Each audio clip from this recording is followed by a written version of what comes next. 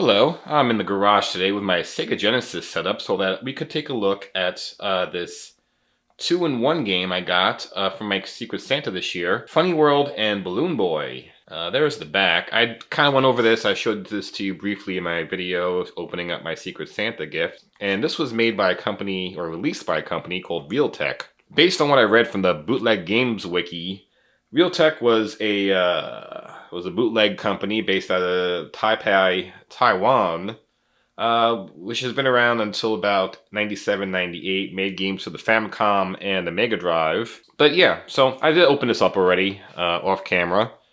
It's just plastic, don't get too excited, don't get too upset. The manual is a little bit weird in terms of the way it's set up. Was, I guess one game's on one side. It says pages 1 through 7 is Balloon Boy, and pages 8 through 11 is Funny World. But there are no numbers on any of these pages, so unless you want to start counting, I don't know what we're looking at here. Okay, getting this back in the case straight is a bit of a challenge. It just barely fits in these pegs, almost to the point. And this is a little bit upsetting. The cartridge does not fit within the well. Alright, I have my copy of Mortal Kombat here for the Sega Genesis. This was rated MA13 back in the day. This was before the ESRB came along to standardize this rating system. But here is a normal Genesis cartridge. And here is the Realtek cartridge. And yeah, it is a bit wider. And it would fit snugly, and I do mean snugly, in this case, whereas this does not. So they're using standard Sega Genesis cases, but they're not using ones that are fitting their shaped cartridges. It still fits in the Genesis. This is Model 2, because in Model 1 I can't find the cord. See, there's extra space on the side here on the in the case. But alright, let's give it a shot. Okay, so right off the bat, this is the most unattractive title screen or menu screen I've ever seen. The 2-in-1 looks like it was glued on with felt letters, and the icon for Balloon Boy looks like an extremely bad drawing. There's no words on it either, so I just assume it's Balloon Boy. Let's start with Balloon Boy since we're here. Or as this title screen calls it, L-O-B-Boy-N. What are the options here? 3 players, normal level. Oh, I got credits. Okay.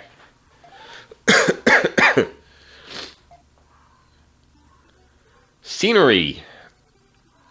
That certainly is scenery.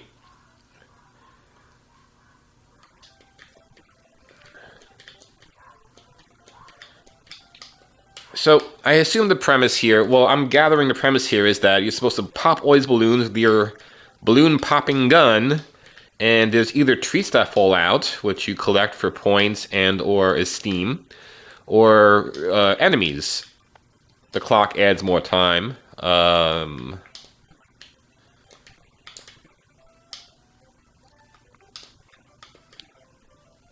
And there you go. I can't put my finger exactly on what it is about this kid here, this kid's face, that I find extremely off-putting. I mean, look at that mouth. He has that goo mouth going on. I don't know if that was intentional or what. So you appear to have a health bar in the upper left, although they painted it gray, so I keep thinking it's empty.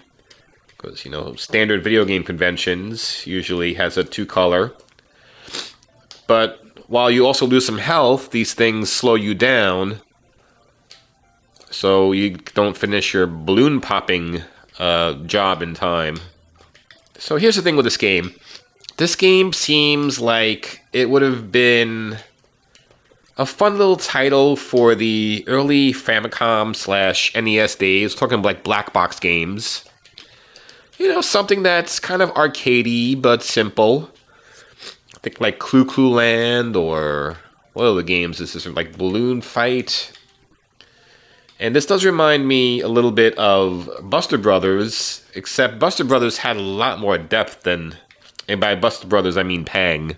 It's extremely repetitive. I don't know if it gets better as this goes along. I don't know if I want to find out, because I looked at the demos, and I saw stage 1-8, and it was literally the same gameplay. So, on the extremely rare chance that the person who gave me this gift is watching this video, I don't want you to think I don't appreciate this gift. I do enjoy these things in terms of just the novelty of owning them. But, you know, I gotta criticize. I'm criticizing out of love. So I physically had to turn off the console to choose the new game. It doesn't reset. When it resets to the game you selected before. But let's try out Funny World. Alright, I'm waiting for there it is, title screen. This music sounds a little bit like Dig Dug. I don't want to say it's a straight ripoff, but it just sounds like the same twang, twang, twang. Alright, let's try this out. Alright. Stage 1-1. Another one with those multiple stages per world. Number of funny, 20. You have to make... Wait, get back here. What was that? Oh my goodness, that is nightmare fuel. What's going on here? Oh, I gotta shoot these things. I'm the gun on the bottom. Okay. Alright. I'm a murderer. Oh, I'm not supposed to shoot that person. I mean, by all means, walk across the screen as slowly as possible. Well, there's gunfire. Okay, you can't shoot the queen, or the Sex Pistols will get upset.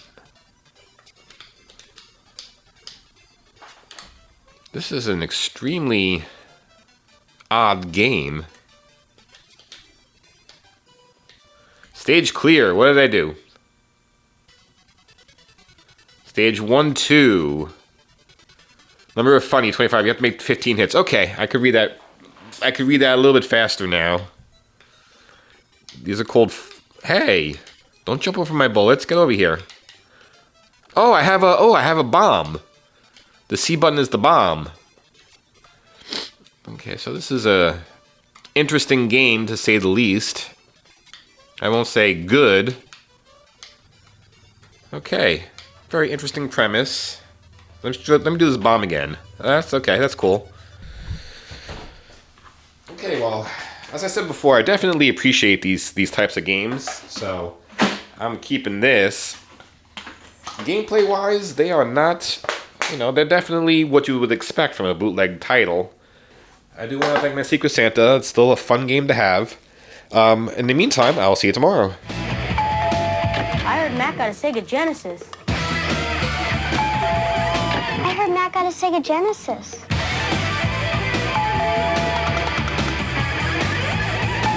Well, I guess one more is okay.